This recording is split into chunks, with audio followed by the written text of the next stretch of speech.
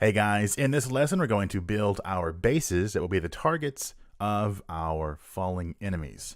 So we have to decide where we're going to place our bases. We're just going to create some sprites in our game world. Then we're going to create a base script that's going to just give the object some health and the ability to be damaged.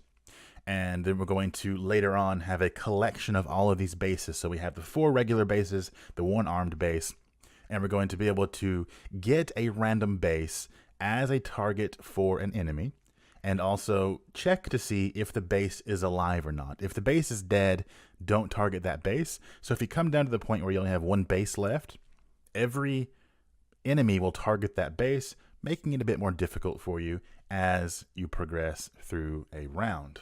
So now to keep things simple, we are not going to necessarily use the tiles of our buttons here, of these bases. We're just going to create objects in our scene just like we normally would, and we're going to use those as our bases. So first of all, let's create our armed base. I'll create a 2D object that is a sprite, and I'll call it armed base, just like that. And I want to see, let's see what this is here. Let's place this 0, 0, 0. And the sprite I want to use for the armed base is going to be that button right there. And we can see it right there. So if I were to drag this down to the dead center, right on top of the ground, that's what you get. Now the size, it's up to you how you want to do this, depending on the scale of your game. But maybe I want to do like 1.25 on the X, and the Y just right where it is there. Maybe 1.25 on the Y as well. And just place it right on top there. About negative 0.24 on the Y. Looks like a good position. And our other buttons, our other bases here, are going to be the same thing, except we're going to place them off to the left and the right. So I'm going to duplicate armed base. I'm going to call it base. And I'm going to use this sprite for the base. And we're going to move it off to the left on the X, -2, maybe -3. 3.5 looks pretty good. And we'll just duplicate it again, and then do -7. And we can obviously move these plants around if we want to. And then we're going to do the same thing in the other direction. So take both of these bases, duplicate those, move them off to the right 3, and then move the other one off to the right. Actually 3.5 and then 7. So there we go. Now they're nice and centered. They are evenly distributed between the left and the right of the armed base. And that looks pretty good. So now let's create a scripts folder to hold all of our scripts we're going to be writing here. So I'm going to call it scripts. And inside of this, we'll create a new C# script called base. Now this will be on all of our bases. So I can add this to base, just like this, or you can select them all at once, do it all at once. Now, armed base will have a derived class of base that allows it to fire. So it's going to be a base, but it's going to be a child class of base as opposed to the parent class, which we're writing right now.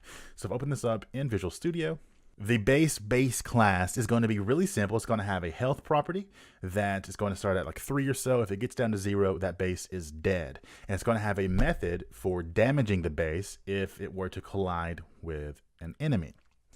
So what I want to do is have a public float health, maybe an integer as well, depending on how you want to calculate your health. But I'll just use a float for now. And we don't need either of these methods. What I want to do is I want to have a public void returns nothing. And it's going to just be called damage. Now, damage is going to be the method we call whenever the enemy collides with the base. The enemy is going to be responsible for calling this method from itself. So it's going to pass in the amount of damage it should do. Or you can just always say 1 enemy hitting this base means 1 damage.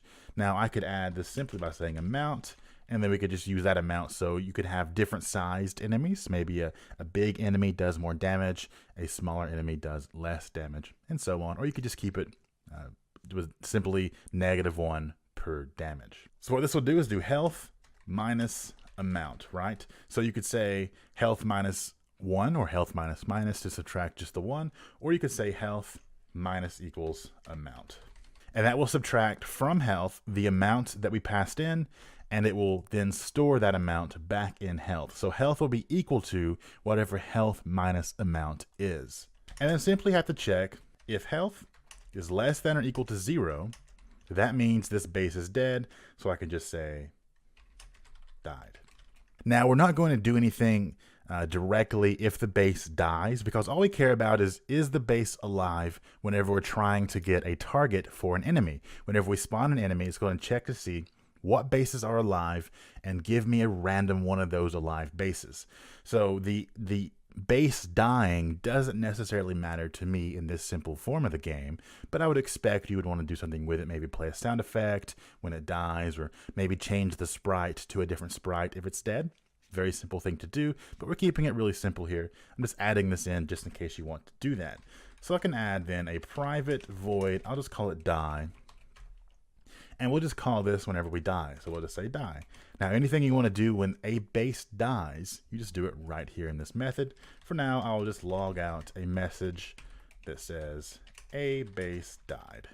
And now back in Unity, all I have to do is I can add health directly in the inspector like this, or I could go back in and say whenever this base is created, we want to add 3 health to it.